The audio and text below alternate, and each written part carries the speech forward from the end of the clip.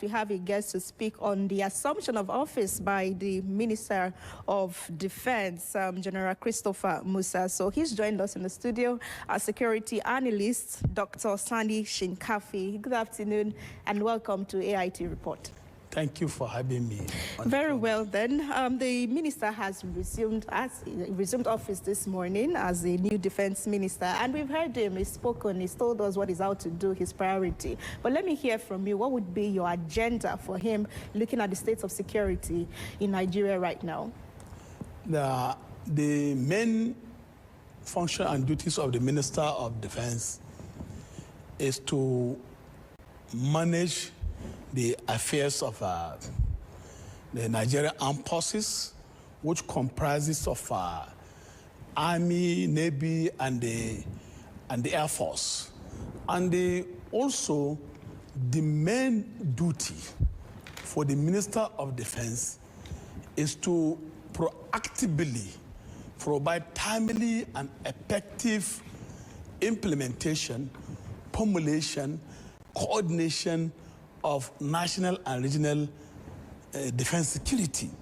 So with the present security situation at hand, the bedeviling Nigeria, most especially in the northeast, northwest, and north central, which will have a overspilling escalation of armed banditry, terrorism, insurgency, kidnapping, for instance, imposition of taxes and levy by non-state actors. Then when you go to the southern part of Nigeria, especially in the southeast, we are talking of secession, people who are agitating for self-determination. When you go to the south, we are talking of militia, oil theft, oil bunkering. And when you go to the southwest also, there's cultism, militia, armed banditry, armed robbery. So the new Minister of Defense has an enormous task ahead of him with the bedeviling security situation. And they're looking at the complicity of Nigeria in terms of ethno and religious crisis and with issue of this armed banditry insurgency.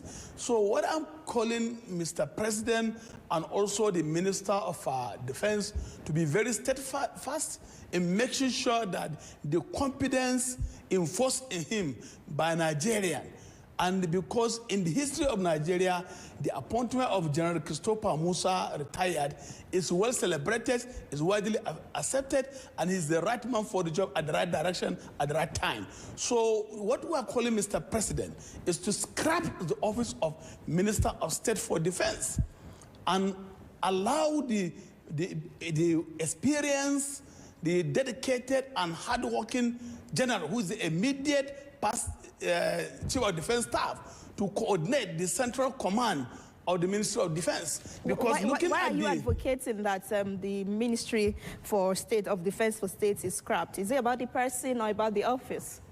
Under serious national defense architecture of a country with the complex situation in Nigeria now, the office of the Minister of State oversees Navy, which is in charge of the maritime domain.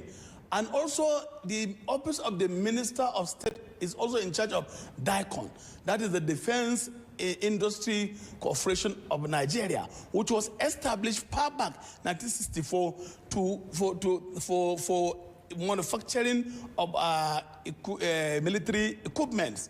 So if the general, who is also an experienced, professional, dedicated, disciplined, military officer, he came on board in the Nigerian Defense Academy.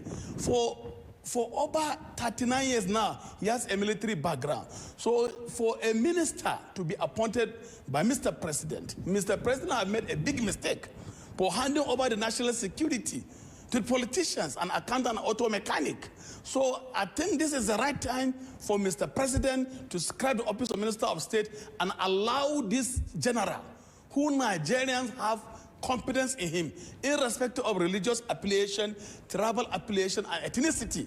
People have full confidence in General Musa, and we have been praying for him to say steadfast and make sure that he take the bull by its horn. All right. So when I ask, is it about the person or the office? Because you are emphasizing the current Minister of Defense, that he has all the capacities and the capability to deliver.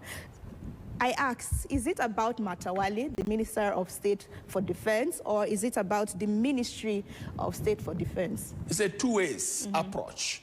One is about the Matawale, because he doesn't have the security background and the security experience to also help in the formulation of policy on the national defense. And looking also at the CB he presented to the National Assembly during ministerial screening in 2023, his educational background is not up to the equivalent level of senior secondary school certificate, an auto mechanic. So how can you now entrust the national defense and security to somebody who doesn't have even minimum qualification or national diploma? Okay, it looks about I'm also an accountant. A Badaru is an accountant by profession. So you need somebody with the complicity of the security situation in the country. We need somebody with military experience, somebody who is a security expert, somebody who is a very versatile on the issue of the geographical and topographical location. All right. So it is very unfortunate. Away from that, assuming that the new minister is in his office and is watching you right now, first day in his office, please speak to him. I want to sincerely commend Mr. President for finding General Musa fit to occupy the office of the Minister of Defense, and also entrusted him with the national security and defense of this country.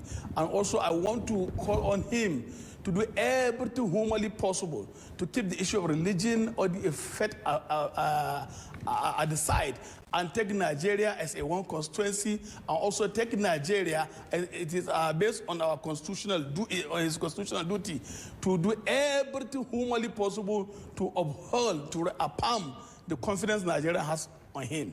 Because if you go through the social media platform, you know that yes, Nigeria has a high expectation for him. And we pray for him, for God's guidance, and wish you all the best.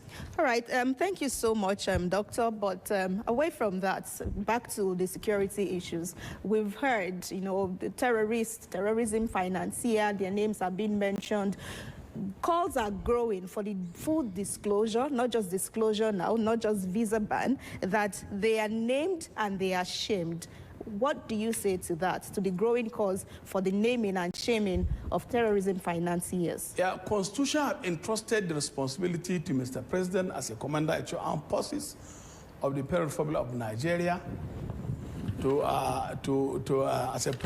based on the Section 218 and also based on the Section 114, that is 14, subsection 2, to provide security of life and property.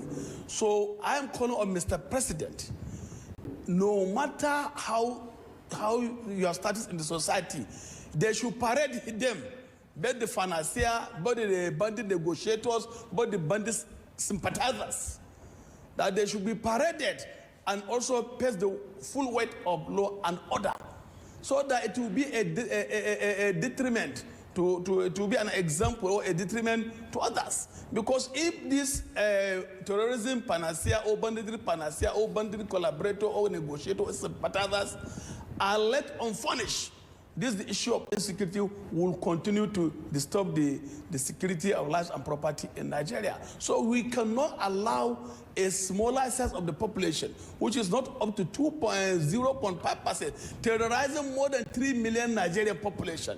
Mr. President should do everything humanly possible. For him, he says he has declared national security on emergency, should do everything humanly possible to make sure that every state is being protected as he has been promised. All right, security analyst Dr. Sani Shinkafi, we'd like to thank you so much for joining us on AIT Reports today. Okay, thank you for having me. All right, do have a good day. Weekend. You too. Away from that, today is World Volunteering Day, a moment set aside globally to celebrate the ordinary people who give their time, their skills, and their heart